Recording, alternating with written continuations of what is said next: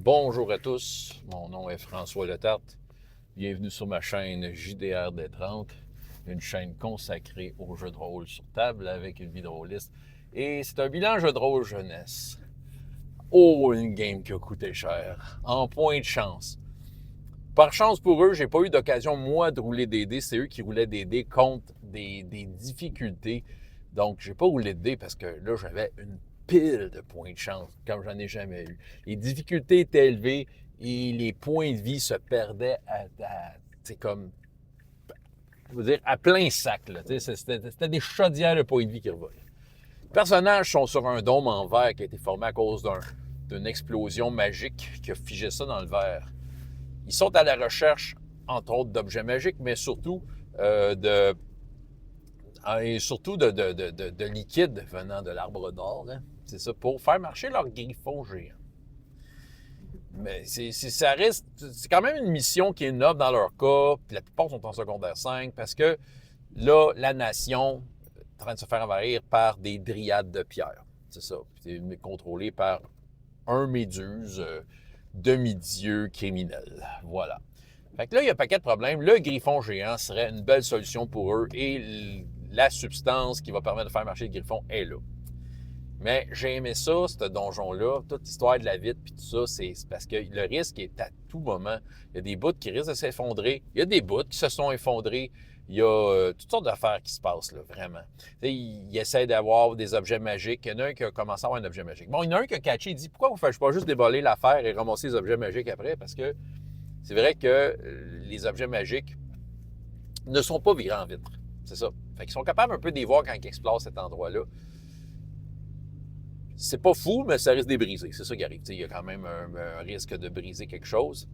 Euh, mais en tant que tel, c'est ça. Puis là, il y a un squelette géant en or qui est là avec un sceptre. Le sceptre, c'est un sceptre qui bouge les matières. En fait, c'est un peu la cause de qu'est-ce qui s'est transformé en vitre dans cet endroit-là.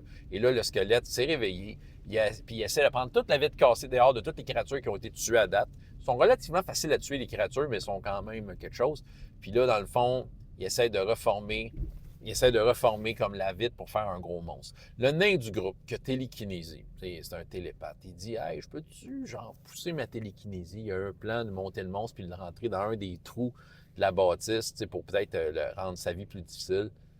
Il dit « OK, j'ai pensé une règle pour lui, genre, prendre tous ses points de récupération, qu'il mange en points de vie, puis qu'il force en malade, puis là, genre, que là, j'ai fait une difficulté relative à... Du coup, j'ai sorti des chiffres par rapport à des chiffres qu'il y avait, puis rendu là, hein, qu'est-ce qui se passe?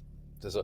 Il y a un problème de véhicule. Bon, OK, c'est ça. Mais tout ça pour dire que le nain en tant que tel, il y a un camion de renversé. Oh là là, j'aimerais ça virer la caméra juste pour vous. Il a viré puis il a perdu son chargement de toit. Il est sur une roue, c'est donc bien bizarre. OK, ça c'était la news. Je ne sais pas si vous voyez là, en tout cas. OK, je reviens à mon affaire.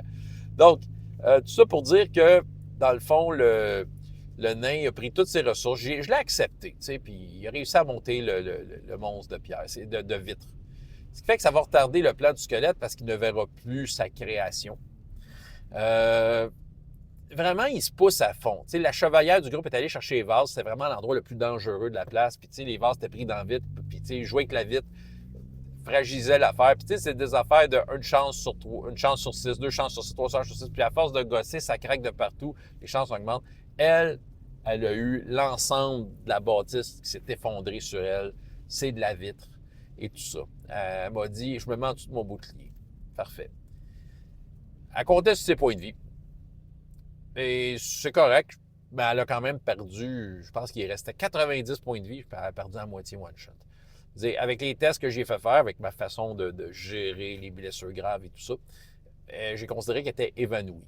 Mais elle a protégé les vases parce qu'elle roulait un vin naturel. Puis je dis, OK, la conséquence positive, c'est que les vases ne sont pas brisés.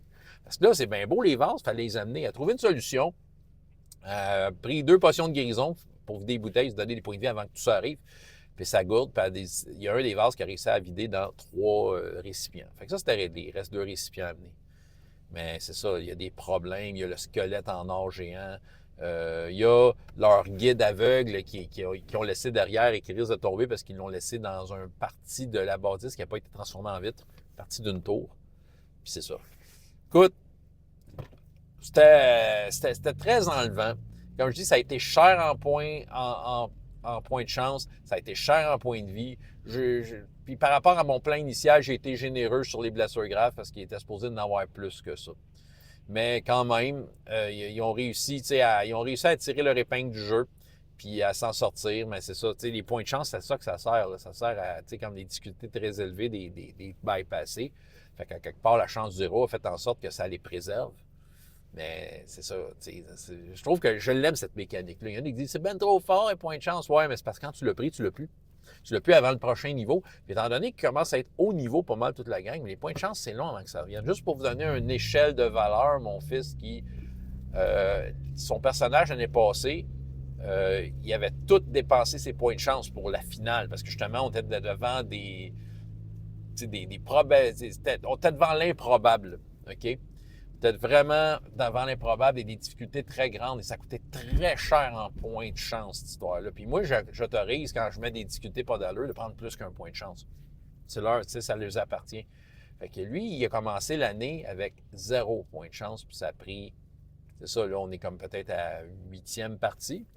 8, 9e, 7, ouais, peut-être la 8e partie. Là, ils viennent de monter de niveau. Il vient de récupérer ses points de chance. Surtout que dans son cas, son personnage a 8 points de chance, qui est énorme dans ce jeu-là. C'est beaucoup de points de chance. C'est comme son affaire. Mais il y a plein de fois où il essayait de faire des affaires. Il disait, hey, OK, il fallait qu'il réfléchisse parce qu'il n'y avait pas le point de chance pour le backer. T'sais. Là, les points de chance sont arrivés. En tout cas, il y a quelque chose à faire. Mais bref, c'était très enlevant. Je l'aime, ce donjon-là. Il est dangereux. C'est ça. Il est coûteux.